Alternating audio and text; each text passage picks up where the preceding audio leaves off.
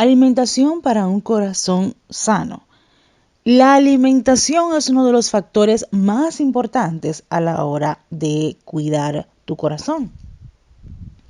Vamos a hablar un poquito acerca de cada uno de estos aspectos a nivel general, empezando por las grasas. Las grasas o lípidos son elementos de nuestra alimentación que más importancia tienen en la prevención de las enfermedades cardiovasculares, pero no todas las grasas son iguales ni se comportan de la misma forma en nuestro organismo. Para que podamos comprender de qué se trata esto, vamos a hacer un pequeño recorrido por nuestro metabolismo lipídico.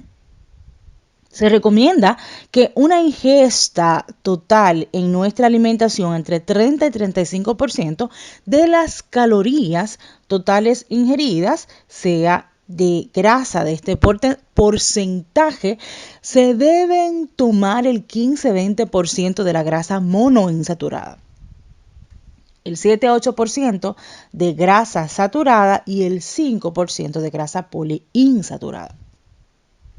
La grasa monoinsaturada se encuentra principalmente en el aceite de oliva y es de uso muy común en la dieta mediterránea. La grasa poliinsaturada se encuentra principalmente en los pescados y en los frutos secos. Tenemos también la grasa saturada que se encuentra en las carnes rojas, en la mantequilla, en los embutidos. Es importante conocer los alimentos que lo contienen para disminuir su consumo, ya que tiene un efecto aterogénico, es decir, de ponerse como placas de colesterol en las arterias y aumenta el riesgo cardiovascular. Hay que hablar sobre la calidad de las grasas, especialmente tomando en cuenta la importancia del pescado en este sentido, que tiene una grasa más saludable. El tipo de proteínas tiene una poca importancia en el perfil lipídico. Algunos estudios con animales de experimentación han comprobado que las proteínas animales aumentan el colesterol sanguíneo y provocan más arteriosclerosis, es decir, endurecimiento de la pared de la arteria por el colesterol, que las proteínas vegetales. Lo que se debe tener siempre en cuenta es que las grasas presentes en las carnes y en las aves son ricas en ácidos grasos saturados y colesterol, que tienen un efecto negativo en nuestro perfil lipídico. Mientras que las grasas de los pescados y mariscos en este sentido aprovechan más. Entonces, miren mis hermanos, el consumo global de proteínas recomendado es de un 10 a 15% de ingesta energética de un 0.8 gramos por kilo de peso al día. En general, preferir alimentos de origen vegetal en vez de los de origen animal. No debemos olvidar que la mayor tasa de enfermedades cardiovasculares se da entre los vegetarianos. La combinación de legumbres con cereales proporciona una proteína de mayor valor biológico. Preferir siempre los pescados, especialmente pescado azul y mariscos de carnes y aves. Preferir también las aves como el pollo y el pavo o el conejo a las carnes rojas por tener menos grasa saturada y colesterol. Retirar siempre la piel y la grasa por debajo de la piel antes de cocinarlos. Evitar que el pato y el ganso por la gran cantidad de grasa que contiene. Evitar las carnes rojas que aportan siempre gran cantidad de grasas saturadas. La carne de cordero y cerdo son las que tienen más grasa. Aunque no evitarlas totalmente, más bien disminuir su consumo. Los embutidos y las salchichas son muy ricos en grasas saturadas, por lo cual también debe disminuirse. Las vísceras son muy ricas en colesterol, debemos evitarlas. El hígado es una fuente importante de vitaminas y minerales, también son importantes para nuestro organismo.